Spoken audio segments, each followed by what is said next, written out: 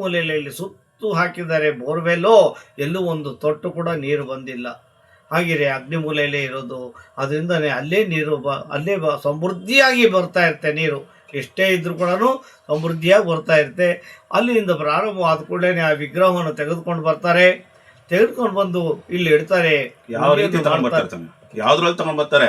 ಆದರೆ ಅವರು ಜಟಕ ಗಾಡಿಯಲ್ಲಿ ಬರುವಾಗ ಅದರಲ್ಲಿ ವಿಗ್ರಹವನ್ನು ಇಟ್ಟು ದವಸ ಧಾನ್ಯದಲ್ಲಿ ಇಟ್ಟುಕೊಂಡು ಅದನ್ನು ಪ್ರಾರ್ಥನೆಯನ್ನು ಮಾಡಿ ತರುತ್ತಾರೆ.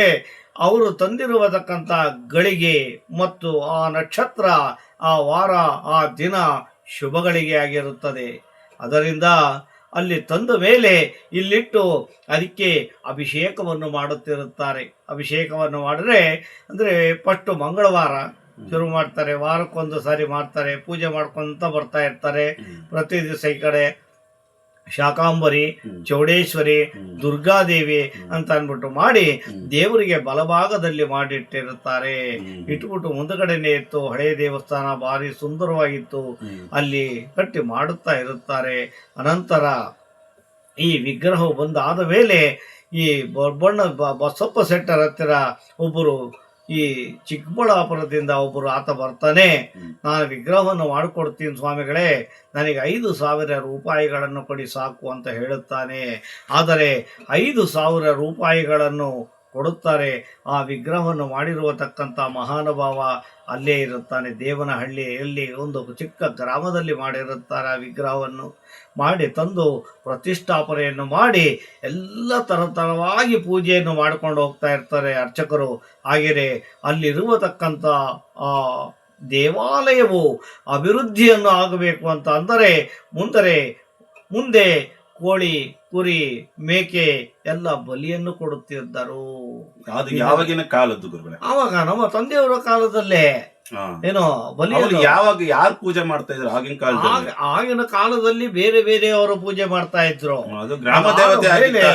ಈಗ 43 ವರ್ಷದ ಹಿಂದೆ ನಮ್ಮ ತಂದೆಯವರಾಗಿರುವತಕ್ಕಂಥ ಡಿ ವಿ ಗೋವಿಂದರಾವ್ ಅವರು ಮತ್ತು ಪ್ರಧಾನ ಅರ್ಚಕರಾಗಿರುವತಕ್ಕಂಥ ಸೂರ್ಯನಾರಾಯಣ ಶಾಸ್ತ್ರಿ, ನಾಗಭೂಷಣ್ ರಾವ್ ಅಂತ ಅಂದ್ಬಿಟ್ಟು ಒಬ್ಬರು ತೀರ್ಥಹಳ್ಳಿ ಕಡೆಯರು, ಅವರು ಈ 3 ಜನ ತ್ರಿಮೂರ್ತಿಗಳು ಸೇರಿ ಮಹಾನುಭಾವರು ಅಭಿವೃದ್ಧಿಯನ್ನು ಮಾಡುವುದಕ್ಕೆ ಏನನ್ನು ಮಾಡಬೇಕು ಎಂದು ಯೋಚನೆಯನ್ನು ಮಾಡಿ ಒಂದು ದಿವಸ ಇವರಿಗೆ ಕನಸಲ್ಲಿ ಬರುತ್ತದೆ ದೇವರು, ಆದರೆ ಬಲಿಯನ್ನು ಕೊಡುವುದು ಬೇಡ, ಇದನ್ನು ನಿಲ್ಲಿಸಿ ಬೇರೆ ವಿಧಾನದಲ್ಲಿ ನಡೆದುಕೊಂಡು ಹೋದರೆ ಉತ್ತಮವಾಗಿರುತ್ತದೆ ಎಂದು ಹೇಳಿ ಮನಸ್ಸಿನಲ್ಲಿ ಪ್ರಾರ್ಥನೆಯನ್ನು ಮಾಡಿಕೊಂಡು ಪ್ರಪ್ರಥಮವಾಗಿ ಮಂಗಳವಾರವನ್ನು ಶುರು ಮಾಡ್ತಾರೆ. ರಾಹುಕಾಲದ ಪೂಜೆ.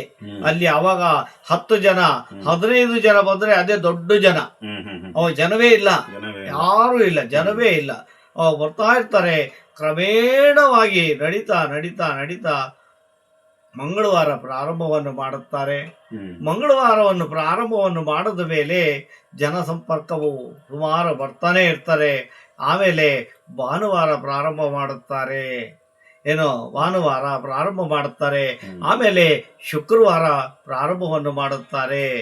ಆಮೇಲೆ ಅಮಾವಾಸ್ಯೆ, ಪೌರ್ಣಮಿಗೆ ಅದು ಬಲಿಯನ್ನು ಕೊಡಬೇಕೆಂದರೆ ಅಲ್ಲಿ ಬಲಿಯನ್ನು ಹಾಕುತ್ತಾರೆ. ನಾರಾಯಣ ಬಲಿ ಅಂತ ಅಂದ್ಬಿಟ್ಟು ಅನ್ನವನ್ನು ತಂದು ಹಾಕಿ ಅದರಲ್ಲಿ ಅರಿಶಿನ ಕುಂಕುಮವನ್ನು ಹಾಕಿ 7 ಊದುಗಡ್ಡಿಯನ್ನು ಹಾಕಿ 9 ದೀಪವನ್ನು ಇಟ್ಟು 3 ಥರ ಹೂವನ್ನು ಅಲಂಕರಿಸಿ ಸುಂದರವಾಗಿ ಮಾಡಿ ಬಲಿಹರಣವನ್ನು ಹಾಕಿ ಪ್ರತಿನಿತ್ಯ ಅಭಿಷೇಕವನ್ನು ಕೂಡ ಮಾಡುತ್ತಾರೆ.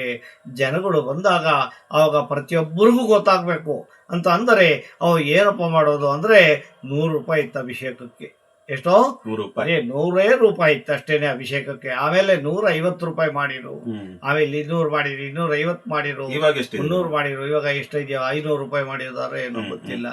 ಆದರೂ ಸಹ ಅಲ್ಲಿ ಇರುವತಕ್ಕಂತ ಸ್ಥಾನ ಉದ್ಧಾರಣೆ ಭಾರಿ ಶಕ್ತಿವರ್ಧನೆಯಾಗಿದೆ. ರಾಹುಕಾಲ ಪೂಜೆ ಅಂದ್ರೆ ಏನು ಗುರುಗಳೇ? ರಾಹುಕಾಲದ ಪೂಜೆ ಅಂತ ಅಂದರೆ ರಾಹು ಅಂತಂದರೆ, ರಾಹು ಅಂದರೆ ಬತ್ತಿ, ತುಪ್ಪ.